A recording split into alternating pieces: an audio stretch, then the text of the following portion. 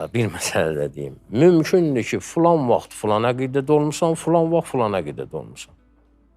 Allah rəhmət etsin, Xəlil Rza Ulutürk Sovet vaxtı yazmışdı ki, məsəl üçün, Ağcaqın çölündə qatar düz gedir, Peter fəhləsindən xəbərsiz gedir. 26-lar əsəri yazmışdı. Səməd Vurğunun da var 20, amma qarışdırmayaq da. Bu Xəlil Rzanındır. Səməd Vurğunda Bakının dərdi var, Bakı xəstədir, könül intizarda, göz yol üstədir, bu cür başlayır.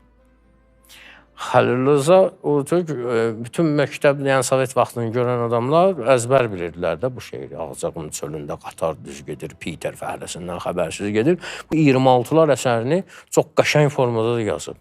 Həmən Xəlil Rza Ulutürk Sovet dağılanda yazıldı ki, istəmirəm azadlığı zərrə-zərrə, qram-qram filan. Tamam başqa bir əqidə. Mənim işim yoxdur. Ola bilər bir insan əvvəl bu əqidədə olub tutalım, sonra bilib ki, bu əqidə düz deyil, keçib bu əqidəyə. Amma o pafoslu şeirlər qalır axı. Buna inanaq ya buna inanaq. Ona görə ədəbiyyatda heç nə inanmırsan. Elə çəksən bir qırağa hər şeyi. Orada nə yazılıbsa, o sözün texnikasına baxırsan. Füzuli başqalarından niyə görə seçilib?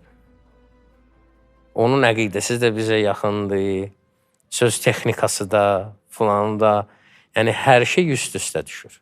Özü də onları bir-bir filtravat eləyib, ki, bu şeiri çıxartın, bu şeir, qaldığı şeirlər var. Rəhmətli Hacı Ələmdar Mahir, nə şeirlər ki, qalmayıb. O birilərin hamısını cırıb atıb, yandırıb. Məhv eləyib ki, əldən ələ düşməsin.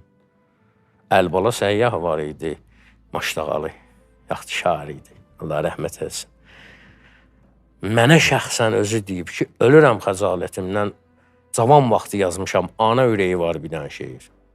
O, mənasız, məzmunsuz belə də bir şeydir. O vaxtda muğamat kimi çox oxuyurdular onu. Ana ürəyi. Qız oğlana deyir ki, mənə istəyirsən ki, get ananın ürəyini çıxart gətir, Mehriyə kimi filan. Bu hadisətdə bir mənası. Məşhur hadisədir. Deyir ki, mən ölürəm xəcalətimdən, cavan vaxtı yazmışam, yayılıb, indi puxtələşmişəm mən, bilirəm şeiriyyat nədir. O da yayılıb da. Neyniyim? Neyniyə bilərəm?